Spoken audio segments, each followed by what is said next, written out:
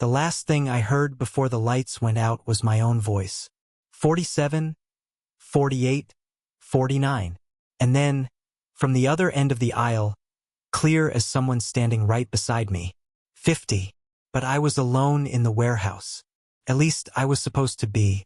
I've worked overnight inventory for almost 12 years. Same regional distribution center outside Dayton, Ohio. Same concrete floors, same humming fluorescent lights, same long steel aisles stacked with boxed appliances and seasonal goods. You get used to the sounds after a while. The building settles. Metal contracts. Forklifts tick as they cool down. You learn the difference between noise and presence. That night, I learned I was wrong. It started quietly, the way these things do. Around 11:30 p.m. I was finishing the second row of small appliance pallets. Corporate requires manual count verification once a week. It's dull work. You count aloud to keep your mind from wandering. 32, 33. My voice echoed faintly between the shelves. There's a rhythm to it. Tempo. A pace your brain falls into. I reached the end of the aisle and marked the sheet on my clipboard. Everything normal. Everything accounted for. But when I stepped into the next row, I noticed something that bothered me more than it should have. One of the pallet tags had been flipped over. That's not dramatic. That's not frightening. But I hadn't touched that aisle yet. And no one else was in the building. I stood there longer than necessary, staring at that tag as if it might explain itself. Eventually, I convinced myself I must have brushed against it earlier during setup. You don't jump to conclusions at 57 years old. You rationalize. I flipped it back over and started counting. 21, 22. I reached 49. And from somewhere beyond the far end of the aisle, just past where the overhead lights thin into shadow, 50. It wasn't loud. It wasn't whispered. It was neutral, like a correction. My stomach tightened instantly. I didn't move, didn't breathe. I waited for my brain to reinterpret it. Maybe air through ductwork. Maybe radio interference from the old security speaker system. But the warehouse was dead quiet. I stepped slowly to the end of the aisle and looked down the cross corridor. Empty. Just row after row disappearing into dim industrial light. "Hello," I called. My voice sounded wrong. Smaller than usual. No answer. I stood there long enough for embarrassment to creep in. I'd heard something, yes, but I couldn't prove it. I told myself it was auditory pareidolia. The mind completing a pattern. You count to 49. Your brain expects 50. So it creates it. Simple. I went back to work. But something had shifted. The building didn't feel hollow anymore. It felt occupied. Not by movement. By attention. You know how when someone watches you from across a room, even if you can't see them, your body reacts? That's what it felt like. Like something at the far end of every aisle was measuring me the way I measured inventory. Counting back. I finished the row and moved to the loading dock section. The rear service door was closed, deadbolted. I checked it twice. When you work alone long enough, paranoia becomes protocol. At midnight, the automated lights over the older storage wing dimmed slightly to power save mode. That wing hasn't been renovated since the late 80s. Narrower aisles, lower ceilings, fewer cameras. I don't like going over there, but that's where the discrepancy report directed me. 3 pallets listed in the system that weren't showing on digital scan. Manual recount required. I walked into the older wing and felt it immediately. The air was colder. Not dramatically, just enough to notice. I chalked it up to poor insulation. I began counting again. 16, 17, 18. Halfway down the aisle, one of the overhead lights flickered. Once, twice, then steadied. I kept counting. 38, 39. Behind me, very softly, 40. I spun around. Nothing. The aisle stretched empty behind me. But the light at the far end was no longer flickering. It was off. Completely off. I don't remember deciding to leave that aisle. I just remember being at the cross-section again. Breathing harder than I should have been. You reach a point in life where your instincts are quieter but more accurate. Mine were telling me something wasn't mimicking me. It was anticipating me. I decided to test it. I walked into the next aisle and began counting deliberately wrong. 10, 11, 13. Silence. I waited. Nothing. I continued. 14, 15, 18. Still nothing. A small relief settled over me. See? I thought. Stress. Fatigue. Then I said, loudly and clearly, 20. From the darkness at the end of the aisle. 19. Correcting me. My throat went dry. The voice wasn't mocking. It wasn't angry. It was patient. And it was closer than before. I stopped counting altogether. The building hummed softly around me. And then I heard something I hadn't noticed earlier. A second set of footsteps. Not echo. Not mine. Just slightly delayed. When I took a step forward, there was a soft shuffle after. When I stopped, I turned slowly. Nothing visible. But the feeling of proximity had changed. It was no longer at the far end. It was somewhere between the shelves.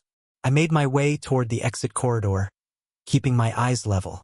And that's when the lights in the older wing went out completely. All at once. Not a flicker. Not a fade. Dark. Only the faint emergency strips along the floor remained, casting long, low shadows beneath the pallets. I didn't run. I've learned running escalates situations. Instead, I walked steadily toward the exit. Behind me, a single, calm voice in the darkness said, 50. I had not been counting. I didn't look back. I reached the main corridor and the lights were still on there. Normal. Bright. Safe. I locked myself in the security office and reviewed the internal cameras for the older wing. The footage showed me walking down the aisle. Alone. No second figure. No movement between shelves. But at 12:14 a.m., something odd appeared on screen. As I reached the middle of the aisle, the digital inventory count on the system monitor behind me flickered. It changed from 47 units recorded to 50. No manual input. No scan. Just corrected. I stared at that footage for a long time. The police came after I insisted. They searched the building thoroughly. Nothing. No sign of entry. No disturbance. No additional footprints in dust. Corporate blamed faulty software. They replaced the old wing lighting the next month. But here's what they couldn't explain. The weekly discrepancy report stopped entirely. For 3 weeks. Then, on a night I wasn't scheduled, the overnight supervisor quit without notice. He left one sentence in the incident log. Something in the old wing counts back. I never went back after that. And sometimes, when I'm alone in my kitchen, counting out pills into my hand, I stop at 49, because I don't want to hear 50. If you confirm tone and pacing are correct, I'll continue with part 2. A completely different fear, same theme, night shift/alone/supernatural, but not repeating this structure. When the phone rang, I almost ignored it. It was 2:17 a.m. And no one ever called the storage office that late unless it was a drunk dialing the wrong number or a system glitch bouncing lines through the building. But the caller ID didn't show a number. It showed Unit 14. I stared at it for a long time before picking up. Front office, I said. There was breathing on the other end. Slow. Measured. Like someone trying not to be heard. Hello, I repeated. A pause. Then a man's voice, strained and thin. He's still in here. The line went dead. I took the job at 63 after retiring from 32 years in municipal maintenance. I wasn't ready to sit at home. The storage facility needed someone for overnight security. Mostly cameras, paperwork, and locking gates. Easy money. The building sat on the edge of town, tucked behind an old rail spur and a closed hardware plant. 2 rows of climate-controlled units inside, garage-style lockers outside, and one small office with a desk, coffee machine, and a bank of security monitors. You'd think nothing happens at a storage place overnight. Usually, you'd be right. Unit 14 was on the interior corridor. Climate-controlled. 2nd row down. Rented by a man named Raymond Coulter. Paid in cash. 3 months at a time. I checked the system after the call. The account was current. No late payments. No complaints. And according to the rental agreement, there were no internal phones in the units. The only phone in the building was on my desk. I replayed the call in my head. He's still in here. Still. Meaning someone had been there before. Or had never left. I told myself it was prank routing. Some crossed-line glitch. But the voice hadn't sounded playful. It had sounded compressed. Like it was being spoken through fabric. I pulled up the interior hallway camera feed. Unit 14's door was closed. Padlock secure. No movement. Still, I grabbed the master key ring and flashlight. You don't work overnight security long without checking things yourself. The hallway lights were dimmed to energy-saving mode, casting a yellowish wash over the concrete floor. The air inside the building was always slightly cooler than outside. Temperature regulated to preserve stored furniture and documents. My footsteps echoed too much. That bothered me. When I reached Unit 14, I stood there listening. Silence. I knocked lightly. No answer. I leaned closer, and I heard something faint inside. A shifting sound. Like weight adjusting against metal. I straightened immediately. Facility security, I said clearly. Is anyone inside? Nothing. Then softly, a whisper. Not through the door. Behind me. I turned. The hallway was empty. All the unit doors closed tight. I looked back at 14. The padlock was still secured. My hands were sweating now. You reach an age where your body reacts before your pride does. Something was wrong. I returned to the office and rewound the hallway footage to 2:17 a.m. The moment the phone rang. The camera timestamp showed 2 hours 16 minutes and 58 seconds. At 2 hours 17 minutes and 3 seconds, the door of Unit 14 trembled. Not open, not forced, just a subtle inward flex, as if someone inside leaned their full weight against it. But that wasn't what made my stomach drop. At 2 hours 17 minutes and 5 seconds, the hallway camera glitched. One frame of distortion. And in that distortion, for less than a second, the door to Unit 14 was open, and there was someone standing inside, not moving, facing the camera. The next frame returned to normal. Door closed. Lock intact. No one in the hallway. I froze the frame and enlarged it. It blurred with the old system resolution. But I could see enough. The figure inside wasn't standing upright. Its posture was wrong. Head slightly tilted. Arms too low. Like something suspended. I leaned back from the screen slowly. At 2:42 a.m. The phone rang again. Same caller ID. Unit 14. I let it ring twice. 3 times. On the 4th ring, I picked up. This time, no breathing. Just silence. Then, "He knows you heard me." My voice caught in my throat. "Who is this?" I demanded. A pause. Then, clearer than before. "He stays when the lights go out." Click. Deadline. I immediately checked the hallway feed. The interior lights were still on. All units closed. Empty corridor. But the digital temperature reading on the hallway sensor had dropped from 68 degrees to 54. In less than 30 seconds. That's not possible in a sealed corridor. I grabbed the key ring again. This time I wasn't calm.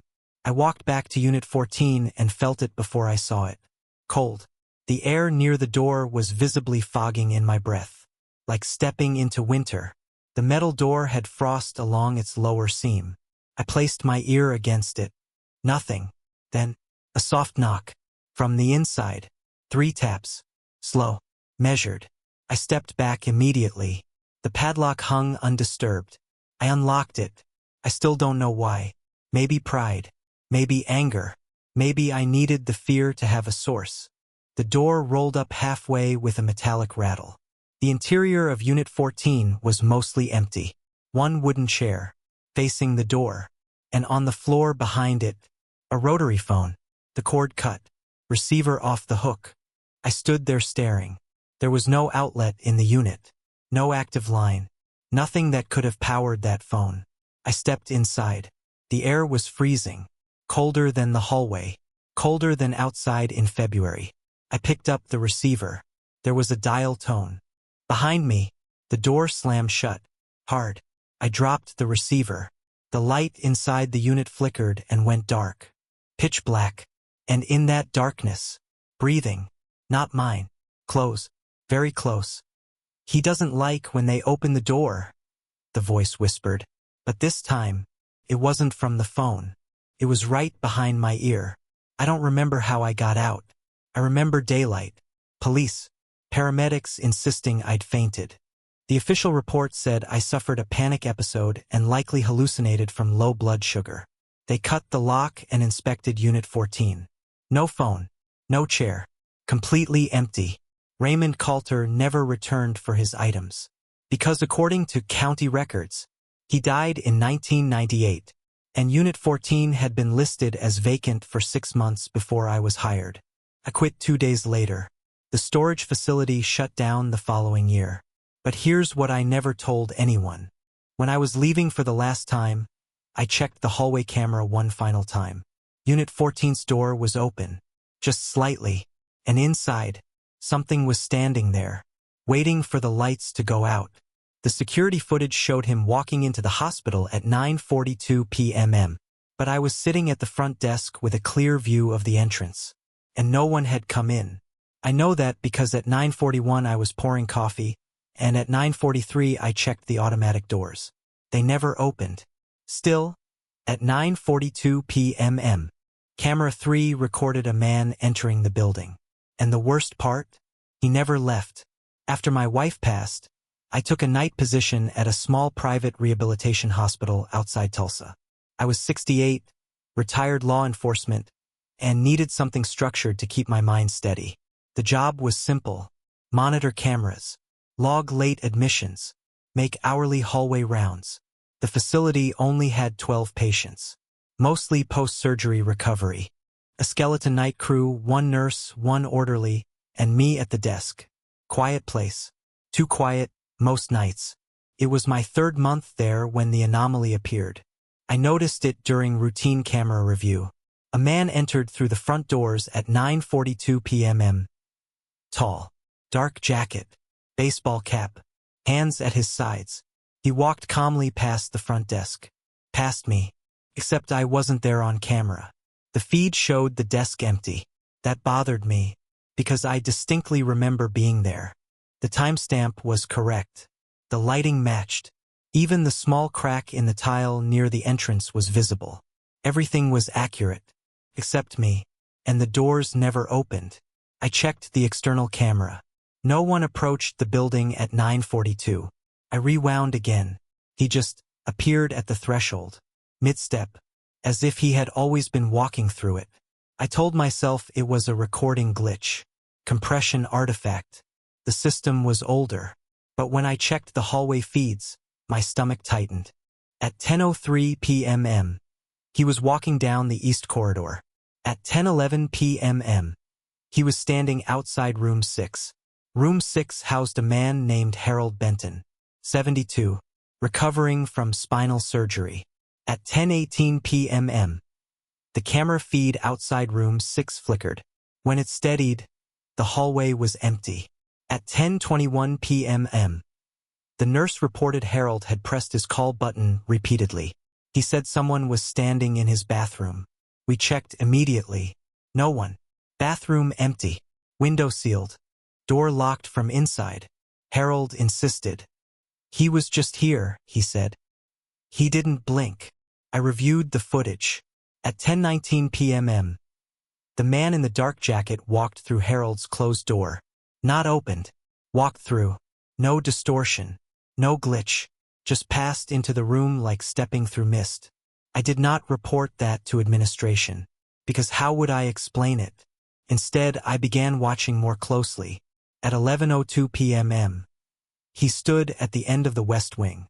At 11:17 p.m., he was in the reflection of a darkened window behind the nurse's station. Not directly visible, only in the glass. I left the desk and walked the halls physically. Everything normal, but the air felt heavier, like pressure before a storm. Around midnight, the cameras in the physical therapy room flickered, and I saw something that made my hands shake. The man was sitting in one of the therapy chairs, facing the camera. Still, completely still. I radioed the orderly to check the room. He arrived less than 30 seconds later. Empty. chair untouched. But when I rewound the footage, the man was gone. And in the chair where he had been sitting, I was there, seated, looking at the camera, my expression blank. I felt my pulse in my throat. I had never left the desk. The timestamp read 11:59 p.m. At exactly midnight, every camera feed blinked out for 2 seconds. When they returned, he was standing behind me at the front desk. On screen, I turned immediately. No one there. But on camera, he leaned down close to the back of my head, and the timestamp shifted. Not 12 a.m., 12:01, then 12:02, then 12:03. Each second on camera moved faster than real time. I looked at the digital clock on the wall. It read 12 o'clock. On camera, it read 12:17. The feed accelerated. I watched myself sitting there for 17 minutes in under 30 seconds. Not moving, not blinking. Then the man stepped around the desk and faced the camera directly. He removed his cap, and I saw his face. It was mine. Not younger, not older, just hollow, skin slightly gray, eyes unfocused. Then the screen went black. All feeds. When they returned, it was 12:01 a.m. Normal speed. And I was still sitting at the desk, coffee warm in my hand. The nurse called down moments later. Harold in room 6 had stopped breathing. No struggle, no alarm, just gone. Time of death, 12:17 a.m. That was the timestamp I saw on camera. Administration blamed equipment malfunction. They replaced the security system the following week. But before they did, I copied one clip onto a flash drive. The therapy room footage. The moment where the man sits and becomes me. I've watched it exactly once since. In that clip, when he turns his head toward the camera, he mouths something. I slowed it down, frame by frame. 3 words. You were empty. I resigned 2 days later. They say Harold passed peacefully in his sleep. But I still wake up at exactly 12:17 a.m. Some nights. And sometimes, in the reflection of the bedroom window, I see someone standing behind me, waiting for me to stop blinking.